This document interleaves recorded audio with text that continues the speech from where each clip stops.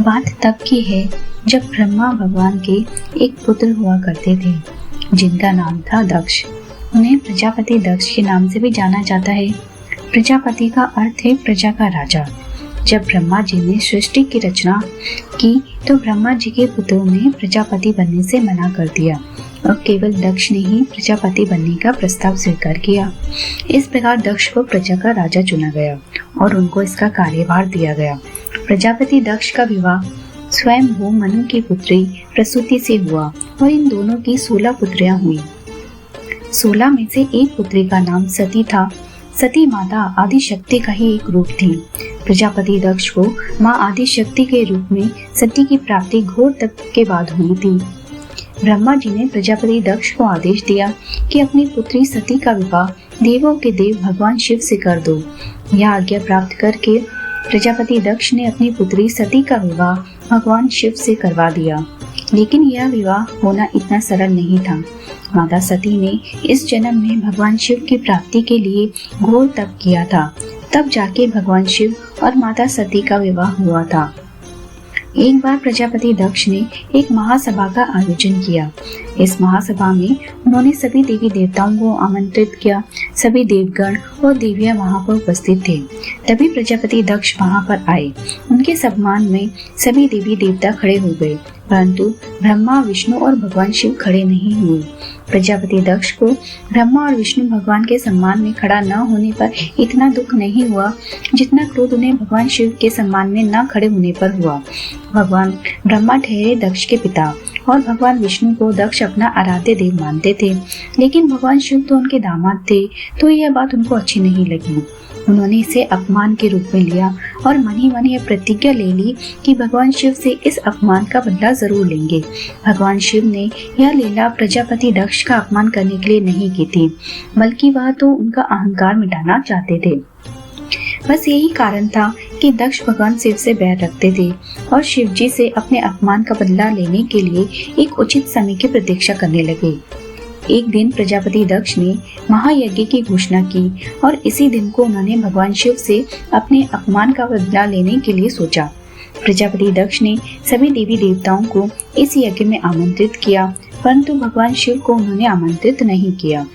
जब सभी देवी देवता यज्ञ में उपस्थित होने के लिए प्रस्थान कर रहे थे तो देवी सती ने उन्हें देखा और भगवान शिव से कहा कि स्वामी, ये देवगण इस समय कहाँ जा रहे हैं। इस पर भगवान शिव ने उत्तर देते हुए देवी सती को बताया कि उनके पिता ने एक महायज्ञ का आयोजन किया है, यह सभी वहीं जा रहे हैं।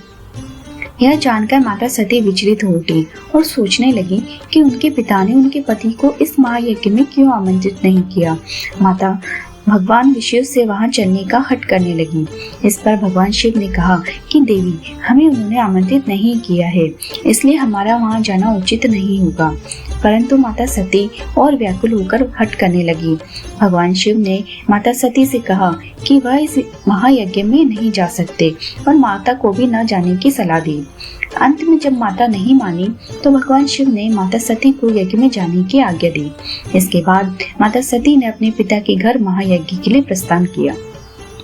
माता सती जब यज्ञ में पहुंची तो सभी देवगणों को वहां पर देखकर चौंक गई और अपने पिता से प्रश्न किया कि उन्होंने भगवान शिव को इस यज्ञ में आमंत्रित क्यों नहीं किया। इस पर प्रजापति दक्ष ने क्रोधित होकर कहा, अपनी सभी बहनों को देखो कैसे सुसज्जित होकर आई हुई हैं, परंतु तुम खुद को देखो क्या हाल बना रखा है।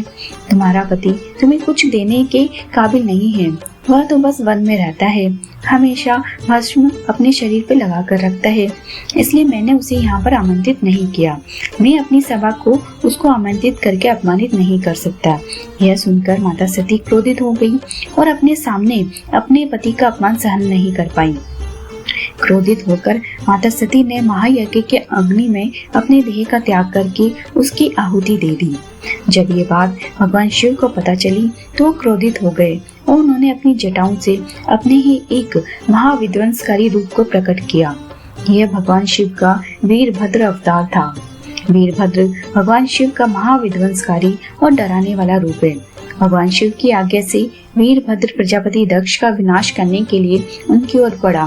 प्रजापति दक्ष ने अपनी जान बचाने के लिए अपने आराध्य देव भगवान विष्णु से प्रार्थना की, परंतु भगवान शिव के क्रोध के आगे भगवान विष्णु भी दक्ष की रक्षा न कर सके। अंत में वीरभद्र ने प्रजापति दक्ष का सर काटकर उसी यज्ञ कुंड में जला डाला और माता सती को भगवान शिव के पास ले आया। पुराने ग्रंथों के अनुसार माता सती के मृत शरीर को देखकर भगवान शिव इतने बेसुध हो गए कि उनका शरीर उठाकर वर्षों तक सृष्टि का भ्रमण करते रहे। इस वजह से सारी सृष्टि असंतुलित हो गई। अंत में देवगण भगवान विष्णु की शरण में गए और उनसे सब कुछ फिर से ठीक करने की प्रार्थना की। इस पर भगवान विष्णु ने अपने सुदर्शन चक्र से माता सती के शरीर के 51 टुकड़े किए। माता के शरीर के यह हिस्से धरती पर जिस जिस जगह पर गिरे उनको आज शक्ति पीठों के रूप में जाना जाता है और हिंदू धर्म में माता के इन शक्ति पीठों का अहम स्थान है।